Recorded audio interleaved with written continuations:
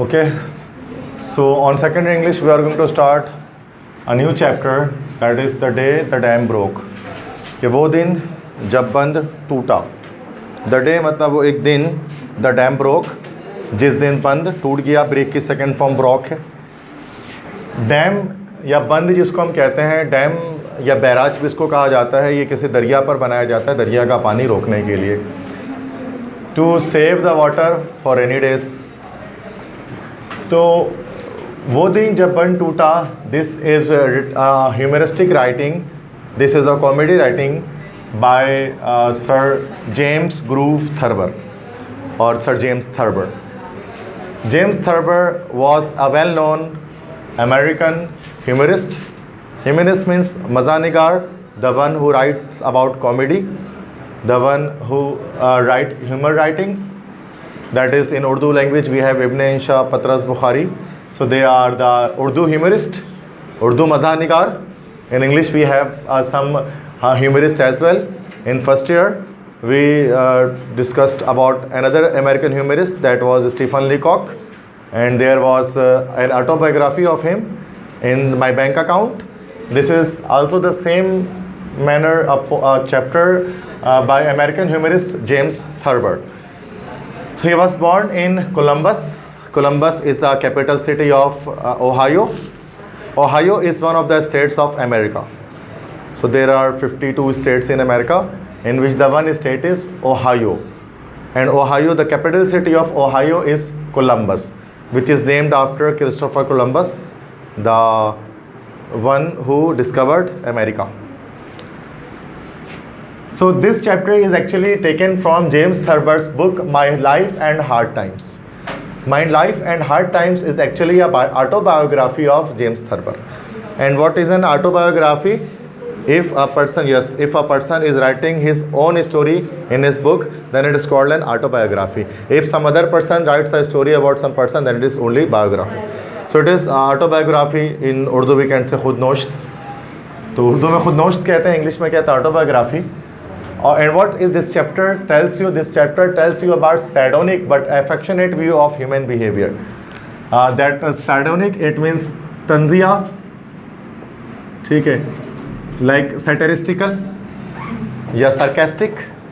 एक रिव्यू पेश करता है इंसानी बर्ताव का, बट अफेक्शनेट मतलब साथ साथ ये मज़ेदार भी है, तंजिया होने के साथ साथ, सैडोनिक होने के साथ साथ.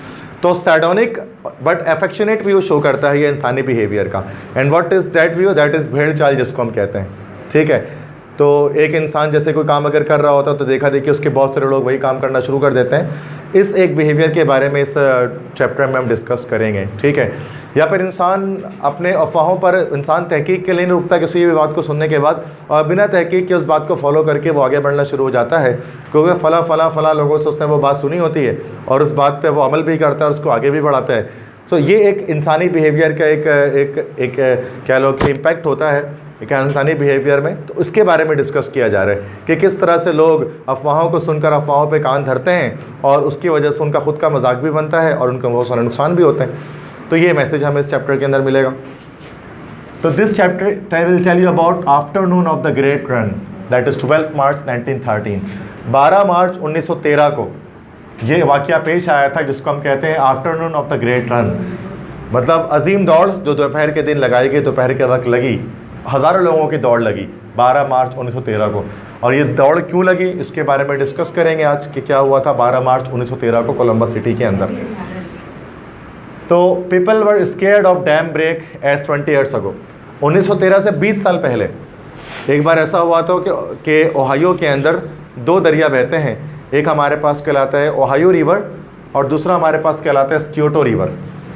तो कोलंबस सिटी जो है वो स्क्योटो रिवर जो है उसके बीचों बीच से निकलता है ये कोलंबस सिटी के. तो ये स्क्योटो रिवर कोलंबस सिटी के दो पार्ट्स में ब्रेक कर लेता है, एक वेस्ट साइड और एक ईस्ट साइड.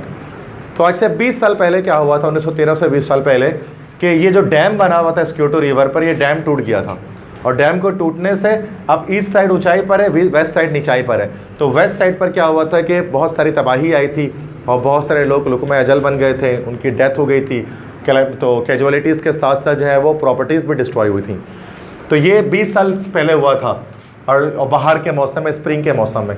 तो मार्च के मौसम में बाहर का मौसम होता था। जब भी बाहर का मौसम आता है, मार्च का मौसम आता था, लोगों को ये लगता था कि डैम कहीं दोबारा ना रुक जाए इस स्प्रिंग टाइम में।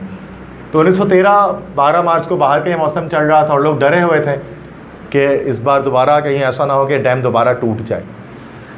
लेकिन ईस्ट साइड पर कभी भी कोई नुकसान नहीं पहुंचा था डैम के टूटने से, ठीक है, चूँकि ईस्ट साइड बहुत ज़्यादा ऊंचा था। अगर पानी 95 फीट ऊपर होता ना तो उस सूरत में कह लो कि ईस्ट साइड पे पानी आ सकता था। लेकिन पानी नॉर्मली जो है वो 2 इंच से ज़्यादा ऊपर नहीं होता है डैम टूटने पर, और 95 फीट ऊपर होने पर जो है वो ईस्ट साइड पे पानी आता। लेकिन लोग फिर भी बहरहाल वो डरे हुए थे।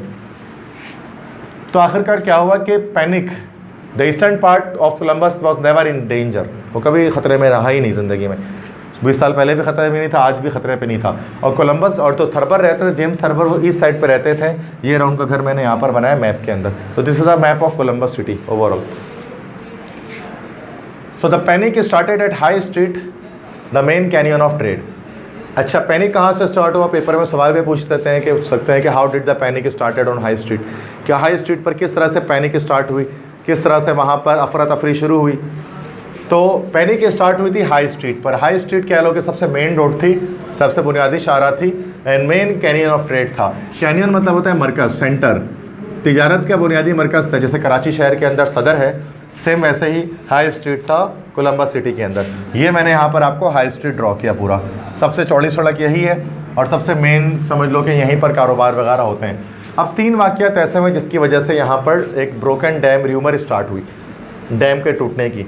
तो ऊपर जो टाइटल लिखा हुआ है डे द डैम ब्रोक, वो दिन जब बंद टूटा। एक्चुअल में बंद कभी टूटा ही नहीं था, it was just a rumour. तो बंद वो दिन जब बंद टूटा, जब लोगों को ऐसा लगा कि बंद टूट गया, लेकिन टूटा नहीं था। ये र्यूमर अभी हम स्टार्ट करते हैं कैसे ये अफवाहें शुरू हुई गर्दिश करना। A man ran towards Broad Street towards Maramor restaurant. हो रहा क्या था कि एक बंदा जो है वो एक शख्स था, वो हाई स्ट्रीट पे चल रहा था। अचानक से क्या करता है, वो घड़ी देखता है, और घड़ी देखने के फ़ौरन बाद क्या होता है, ब्रॉड स्ट्रीट की तरफ, ईस्ट की जानिब, मशरिक़ की जानिब भागना शुरू कर देता है। तो शायद जो है उसको कहीं से देर हो रही होती थी जाने के लिए मैरामा रेस्टोरेंट में। वहाँ पर एक बहुत मशहूर रेस्टोरेंट था ब्रॉड स्ट्रीट पर, मैरामा रेस्टोरेंट। वहाँ पर उसने अपनी, अच्छा चूँकि जाहिर सी बात है कि वेस्टर्न कल्चर में होता है कि हस्बैंड और वाइफ जो है वो दोनों ही जो है जॉब कर रहे होते हैं नॉर्मली।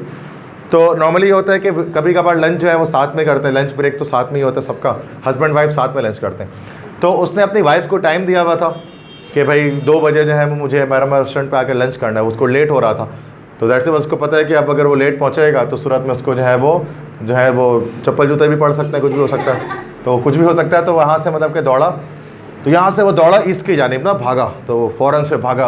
अब लोगों ने देखा कि भाई अचानक से इतना अट्टा कट्टा बंदा दौड़ क्यों रहा है, भाग क्यों रहा है ईस्ट की जानिब, मशरिक़ की जानिब। चूँकि लोगों को लगता है कि जब बंद टूटेगा तो लोग मशरिक़ की तरफ ही भागेंगे, ईस्ट की जानिब ही भागेंगे, चूँकि पानी इधर ही आएगा बंद टूटने के बाद। तो उसने देखा कि वो बंदा ईस्ट की तरफ भाग रहा है, तो उससे पहले तो उसको देखा। फिर एक न्यूज़पेपर बॉय ऑन हाई स्प्रिट्स, एक अखबार बेचने वाला लड़का जो कि बहुत जोश में था, और वो जोश में वो चिल्ला कर कह रहा था डैम टूटने वाला है, डैम टूटने वाला है। तो मतलब कि वो चिल्लाते हुए वो अखबार बेच रहा था कि आज की ताज़ा खबर, डैम टूटने का डर हर तरफ मौजूद है। तो वो डैम के बारे में बात कर रहे दौड़ते हुए, तो लोगों ने उसको भी दौड़ते हुए देखा। तीसरा, a lady in the car. अच्छा, अब तक ये नहीं पता था किसी को कि ये 2 लोग दौड़ क्यों रहे हैं। एक खातून थी, लेडी इन द कार, वो टैक्सी में बैठी हुई थी। वो टैक्सी में उनकी जगह आगे जहाँ पे उतरना था, जब वो टैक्सी से उतरी ना, तो उनके स्लीव जो थी, उनके जो आस्तीन था ना, वो जो है वो दरवाजे, जब उसने दरवाज़ा बंद किया, दरवाजे में स्लीव फंस गए। तो अब वो उन्होंने ज़ोर से बोला डैम इट, कहता ना धत तेरी के बोलते हैं उर्दू में, यार डैम इट यार। तो वो जब डैम इट ज़ोर से चिल्ला कर बोला ना, तो लोगों ने सुना भी डैम में एन साइलेंट होता है आखिर में अगरचे, तो लोगों को लगा जैसे डैम टूट गया है। वो डैम क्यों बोला किसी ने ज़ोर से। तो अब लोगों ने फिर जब उसने डैम बोला तो लोगों ने चिल्ला कर कहते डैम हैज़ ब्रोकन, डैम टूट चुका है, बंद टूट गया, गो ईस्ट, मशरिक़ की तरफ भागो, गो ईस्ट, मशरिक़ की तरफ भागो, जान बचाओ, go east to save your life, मशरिक़ की तरफ भागो, जान को बचाओ, भागो दौड़ो। सब ने चिल्लाना शुरू कर दिया वहाँ पर। तो ये सब र्यूमर की वजह से हुआ। 10 मिनट में 2000 लोग दौड़ रहे थे कोर्ट हाउस से लेकर यूनियन डिपो तक, crying go east, because this is a real story which was happened in James Thurber. तो रियल इंसिडेंट के बारे में जब बात कर रहे हैं जो दुनिया में कभी हुआ वाकई में 1913 में, कि कोर्ट हाउस से लेकर यूनियन डिपो तक मतलब कि 10 मिनट में 2000 लोग थे जो कि दौड़ रहे थे, ईस्ट की तरफ भाग रहे थे मुख्तलिफ रोडों में, और जा रहे थे और चिल्ला रहे थे गो ईस्ट। मतलब एक इंसान जब किसी को देखता है ना, तो इंसान की पैटर्न सिलेक्शन की एक आदत होती है। वो क्या करता है, उसी पैटर्न को फॉलो करते हुए जाता है। मतलब एक बार मैं जा रहा था कि जब मैंने जो है वो बोर्ड ऑफिस के पुल को क्रॉस किया, पुल पे मौजूद था, मैंने उसको बाइक को रोककर बोर्ड ऑफिस के पुल के नीचे झाँकना शुरू कर दिया। नीचे झाँक रहा, तो क्या हुआ कि आहिस्ता आहिस्ता करके लोगों ने अपने अपने बाइक्स को रोका और उन्होंने भी झाँकना शुरू कर दिया। ठीक है, मतलब एक एक करके क्या कि 5, 10, 15, 20 बाइक रुक गए, सब झाँक रहे जाके कि क्या हो रहा है नीचे, क्या हो रहा है। मतलब वो सिर्फ ये देख रहे हैं कि फला बंदा चूँकि नीचे झाँक रहा है तो हमें भी झाँकना पड़ेगा कि क्या हो रहा है। तो इंसान की एक आदत होती है, कहीं पर रश लगा हो तो लोग फ़ौरन से खड़े हो जाते हैं कि देखते हैं क्या चल रहा है, सब क्यों खड़े हुए। तो इंसान एक मेजोरिटी को फॉलो करता है, उसकी एक नफ्सियात में एक चीज़ होती है फ़िलासफ़ी में, साइकोलॉजी में, कि वो उसको फॉलो करता है, जबकि वो उसको वो नहीं करता। एक वो डिस्कवरी चैनल में मैं देख रहा था इस बारे में कि वो कि एक इसके बारे में बताया जा रहा था, एक डॉक्यूमेंट्री दिखाई जाती है, एक सोशल एक्सपेरिमेंट किया जा रहा था। ठीक है, जिसमें वो ये था कि एक शख्स था, वो कुछ लोग बैठे हुए थे वेटिंग रूम में हॉस्पिटल के, तो एक शख्स आया, वो आके बैठा, वो कैमरा वो था, मतलब होस्ट था चैनल का, टीवी का, तो वो आकर बैठ गया। और बैठने के बाद क्या होता, थोड़ी देर के बाद वो घंटी बजी ना, जैसे जब भी कोई दूसरा बंदा अंदर आया घंटी बजी ना, जब अंदर बंदा कमरे में आया था घंटी बजती थी, जैसे ही बंदा को अंदर आया वो घंटी बजी तो वो खड़ा हुआ और खड़े होकर बैठ गया। फिर दूसरा बंदा एक और अंदर आया तो फिर घंटी बजे, फिर खड़ा हुआ और खड़े होकर बैठ गया। फिर जब लोगों ने उसको देखा कि ये क्या, उनको लगा कि शायद कि कोई ये जो है वो रस्म है या ये कोई फॉर्मेलिटी है जो पूरी करनी ज़रूरी है। तो आखिरकार ऐसा ऐसा करके 1, 2, 3, 4 करके 5, 6 के बाद फिर क्या हुआ कि ऐसा ऐसा करके जैसे घंटे बजे सब के सब 25 लोग खड़े थे, 25 लोग बैठ गए ऐसे करके। फिर जो भी आता था अब सब के सब लोग खड़े होते थे, बैठ जाते थे, जैसे कोई रस्म है, कोई कस्टम ट्रेडिशन है। फिर वो बंदा थोड़ी देर के बाद क्या हुआ, जो होस्ट था वो चला गया। अब वो कैमरे से देख रहा है, कैमरा जो हिडन कैमरा लगा हुआ CCTV, तो वो देख रहे आगे जाने वाले 2-2.5 घंटे तक ये चलता रहा। तो वो बंदा जिसने ये सब शुरू किया था वो तो जा चुका है, लेकिन लोग अब तक उसको फॉलो कर रहे थे, उस पैटर्न को। तो ये इंसान की एक आदत होती है, वो पैटर्न को देखता है और समझता है कि यार मेजोरिटी में ये काम हो रहा है तो सही हो रहा होगा। ठीक है, तो सेम यही चीज़ की जब लोगों ने देखा कि कुछ लोग भाग रहे हैं तो सबके सब लोग भागना शुरू कर दिए, मशरिक से मगरिब की तरफ चिल्लाते गए, गो ईस्ट मगरिब भागो। अब जेम्स सर्बर, ये तो मैंने एक बात बता दी कि एक सवाल का जवाब दे दिया कि क्या हुआ कि how did the panic started in the High Street, किस तरह से हाई स्ट्रीट पे पैनिक स्टार्ट हो गई। सेकंड क्वेश्चन आता है कि how did Thurber's mother cope with the situation, कि किस तरह थर्बर की माँ ने इस सिचुएशन पर किस तरह से काबू पाया, किस तरह से इस सिचुएशन से वो निपटी। तो जेम्स थर्बर की फैमिली में 3 लोग थे। जेम्स थर्बर थे, उनकी माँ रहती थी और उनके ग्रैंडफादर, उनके दादा रहते थे। और इनका घर कहाँ था, टाउन स्ट्रीट और पार्सन्स एवेन्यू के कॉर्नर पर था। ये पार्सन्स एवेन्यू, ये टाउन स्ट्रीट, इसके कॉर्नर पर इनका घर था। थर्बर्स होम मैंने वहाँ पर लिख दिया। तो जेम्स थर्बर के जो दादा थे वो काफ़ी लंबे चौड़े थे, 6 फीट उनकी हाइट थी और 170 पाउंड्स उनका वेट था। तो ग्रैंडफादर एक रिटायर्ड सोल्जर थे, एक रिटायर्ड सिपाही थे जो लड़े थे जो अमेरिकन सिविल वॉर में against Nathan Bedford forest cavalry, Nathan Bedford forest के खिलाफ लड़े थे। आपको पता है कि अमेरिकन सिविल वॉर बहुत मशहूर सिविल वॉर है। सिविल वॉर कब होती है कि जब एक कौम अंदर ही आपस में लड़ जाती हैं। खाना जंगी, जैसे कि सीरियन सिविल वॉर बड़ा फेमस है, मुल्क शाम के अंदर जो खाना जंगी जारी है बशार अल-असद और उसके लोगों के बीच में जो सुन्नी और शिया कॉन्फ्लिक्ट है, तो वो सीरियन सिविल वॉर इसको हम लोग कहते हैं कि शाम की खाना जंगी। बिल्कुल वैसे ही शाम के अलावा दुनिया में और भी कई जगहों पर जारी रही है। अमेरिका में भी किसी ज़माने में खाना जंगी थी, तो उस वक्त हम कहते थे that is called the American civil war. चूँकि अमेरिका में पहले जो है वो समझ जाओ कि पूरी तरह से ब्रिटिशर्स की हुकूमत थी, ब्रिटिशर्स की हुकूमत है, ब्रिटिश काबिज थे, उन्होंने अमेरिका को नाम लगाया हुआ था CSA, Confederated States of America, CSA नाम करते थे उसको, CSA। और कुछ कौमों ने फिर क्या किया, बगावत की और अपने अमेरिका अलग वतन बनाना चाहा और बरतानिया कब्जे से आज़ाद करना चाहा। उसको उन्होंने नाम रखा USA का, यूनाइटेड स्टेट्स ऑफ अमेरिका। तो शुरू में उन्होंने जो है वो 16 के करीब जो है वो रियासतों को आज़ाद किया। जब 16 रियासतें आज़ाद की, बाकी सारी रियासतें जो है वो CSA के अंडर में थी। 16 रियासतें सिर्फ स्टार्ट में USA जो बनी ना, शुरू के 16 स्टेट्स थे, इसलिए अमेरिका के झंडे पे आपको 16 स्ट्राइप्स मिलते हैं, वाइट मतलब वाइट और रेड और वाइट और रेड, 16 पट्टी आपको मिलती है लाइन से। वो 16 पट्टियाँ शो करती हैं इनिशियली जो 16 स्टेट जो उन्होंने आज़ाद करवाए थे USA वालों ने। उसके बाद एक सिविल वॉर उनमें चलती रही, लड़ाई चलती रही USA और CSA के बीच में। तो CSA का जो सिपा सालार था उसका नाम था नेथन बेडफोर्ड फॉरेस्ट, एक बहुत मशहूर सिपा सालार था कॉन्फेडरेटेड स्टेट्स ऑफ अमेरिका की तरफ से, CSA की तरफ से। ये आज से 250 साल पुरानी, 200 साल पुरानी बात मैं आपको बता रहा हूँ, जब अमेरिका के अंदर खाना जंगी चलती थी। लेकिन ऐसा ऐसा करके USA वालों ने CSA वालों को हराना शुरू किया, स्टार्ट किया। अच्छा, USA जो एक कंट्री अलग कंट्री बन चुका था, उसके प्रेसिडेंट भी शुरू में आने शुरू हुए। George Washington was the first president of USA, लेकिन वो पूरे USA के प्रेसिडेंट नहीं थे, सिर्फ और सिर्फ 16 स्टेट्स के प्रेसिडेंट थे।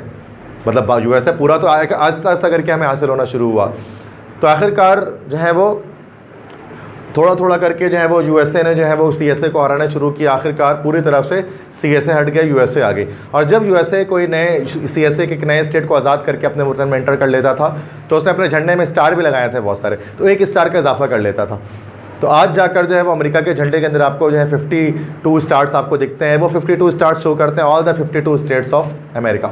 एक एक करके स्टार बढ़ाते गए और अब कंप्लीट यूएसए जो है वो आज़ाद हो चुका है, सीएसए अब कुछ भी नहीं है। 4 जुलाई को ऐसा हुआ था, इसलिए 4 जुलाई को वो अपना इंडिपेंडेंस डे मनाते हैं, ठीक है, जो अमेरिकन्स होते हैं।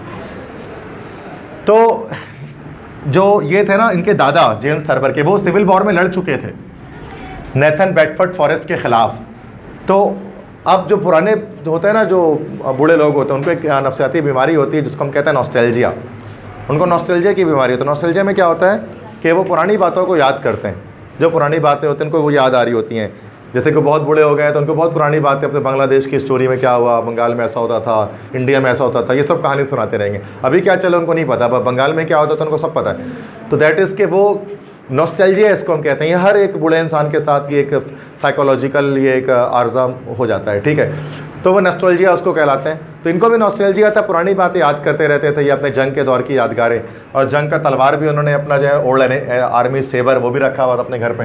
तो जब घर पे ये लोग मौजूद थे तो बाहर से लोगों के भागने दौड़ने की आवाज़ आती है बहुत सारी। तो उनके दादों को ऐसा लगता है जैसे कि नेथन बेडफोर्ड फॉरेस्ट की आर्मी ने हमला कर दिया है, अगरचे उस वक्त तक सारा अमेरिका आज़ाद हो चुका था। लेकिन नॉस्टैल्जिया के तो उनको लगा था दोबारा से हमला हो गया, सिविल वॉर शुरू हो गया। वो अपना ओल्ड ही ब्रांडिश हिज ओल्ड आर्मी सेबर, उन्होंने जहाँ निकाला बाहर अपने जो है वो पुराना आर्मी का तलवार, और तलवार निकालने के बाद उन्होंने जो है वो गेट पर खड़े हो गए, जाकर गेट पर खड़े हो गए अपने घर के जाकर, और कहा कि कोई घर से बाहर नहीं निकलेगा, कोई घर से बाहर नहीं निकलेगा, लेट द सन्स कम, आने दो बेटों को, देखते हैं फिर क्या कर सकते हैं। मतलब उन्होंने लेट द सन्स कम उन्होंने बोला, ठीक है। अब बाहर, अच्छा अंदर जो पता था जेम्स थर्बर को और उनकी माँ को कि क्या मसला चल रहा है, कि यहाँ बाहर को शायद लोग चिल्ला रहे डैम टूट गया है, तो डैम टूट गया तो लोग इसलिए भाग रहे हैं। लेकिन ये तो दादा जो है वो तो उनको लग रहा है कि जंग हो गई है, तो बड़ा मसला हो जाएगा, पानी आ जाएगा, सैलाब आ जाएगा, हम सब मर जाएंगे। तो जेम्स थर्बर ने क्या किया, उनके घर पे जो है वो एक आयरनिंग बोर्ड रखा हुआ था। आयरनिंग बोर्ड मतलब कि जिस पे इस्त्री करते हैं ना, इस्त्री वाला बोर्ड रखा हुआ था।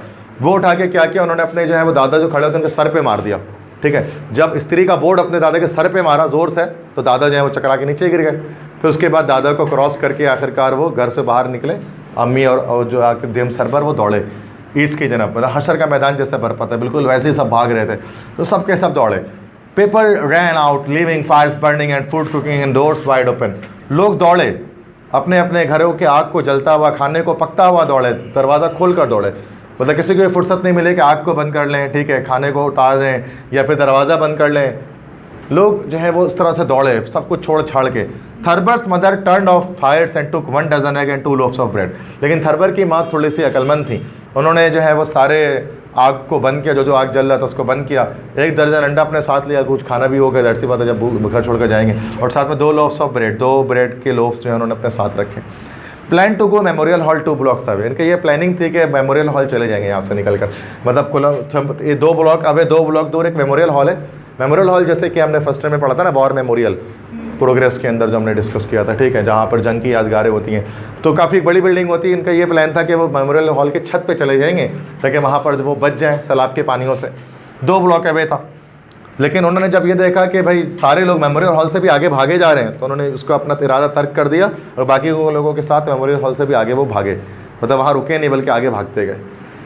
तो लोग बहुत दूर दूर तक आगे भागे, वो ये कहते हैं। कुछ लोग यहाँ से भागते भागते, कुछ लोग जो है वो 12 मील दूर रेनॉल्ड्सबर्ग तक पहुँच गए। 12 मील दूर है रेनॉल्ड्सबर्ग एक इलाका था, वहाँ तक पहुँच गए।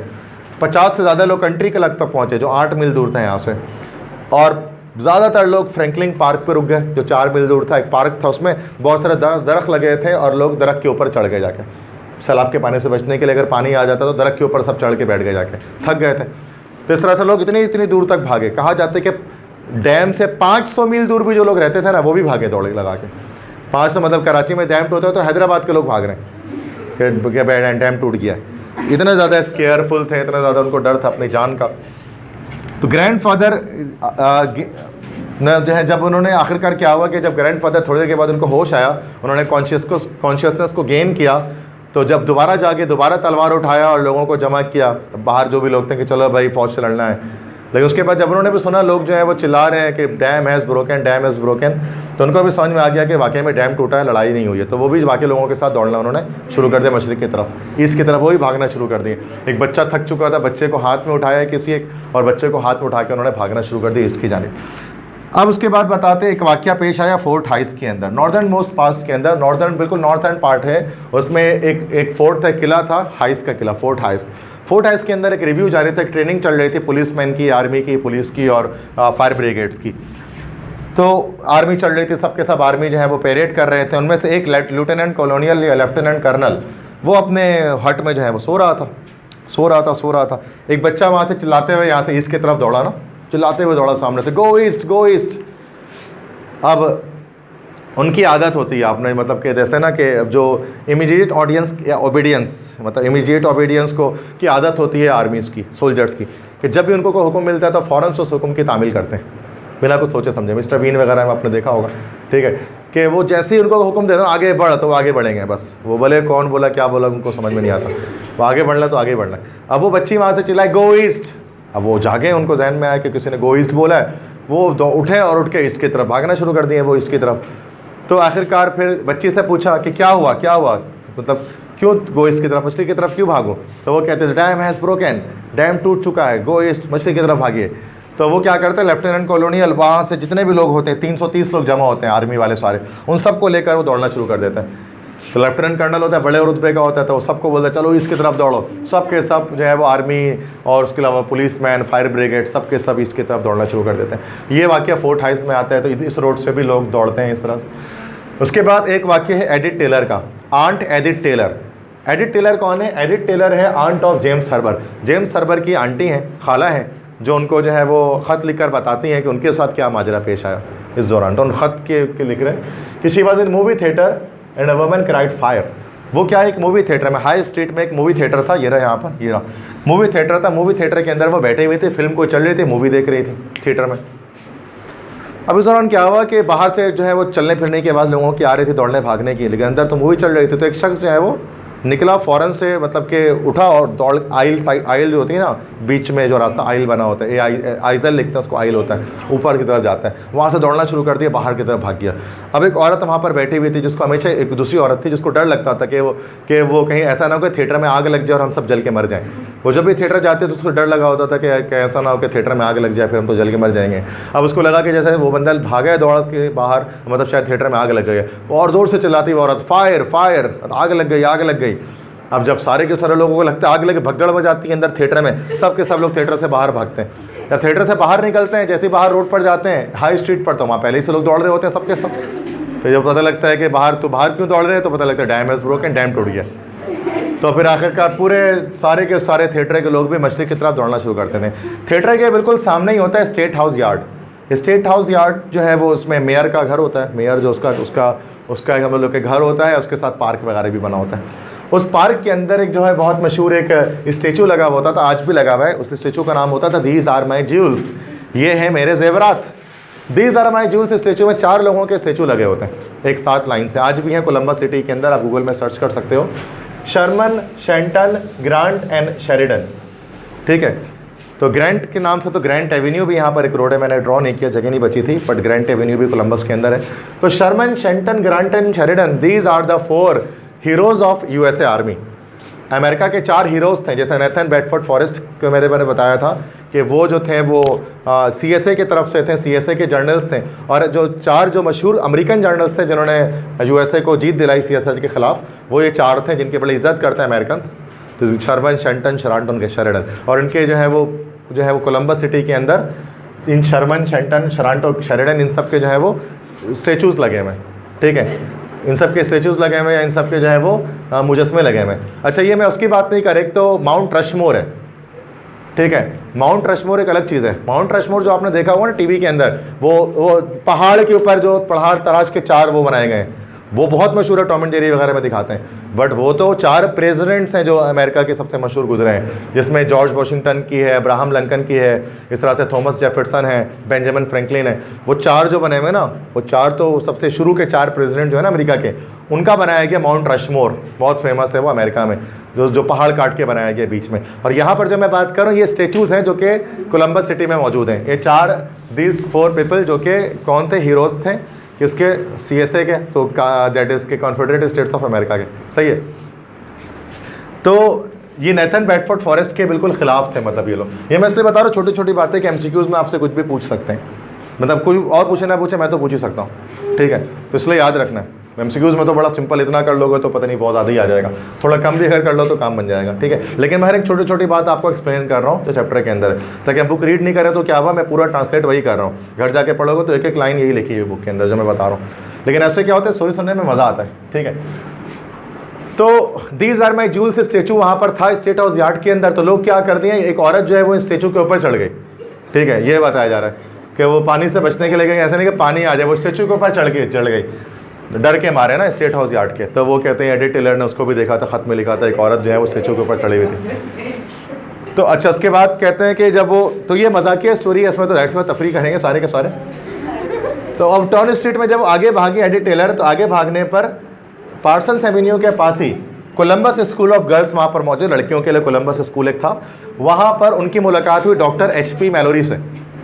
HP से मुराद यहाँ पर हार्मोनिक प्रोग्रेशन नहीं है, ठीक है, ना ही HP से मुराद ये हिमाचल प्रदेश एक नाम होगा इनका कुछ, HP मैलोरी।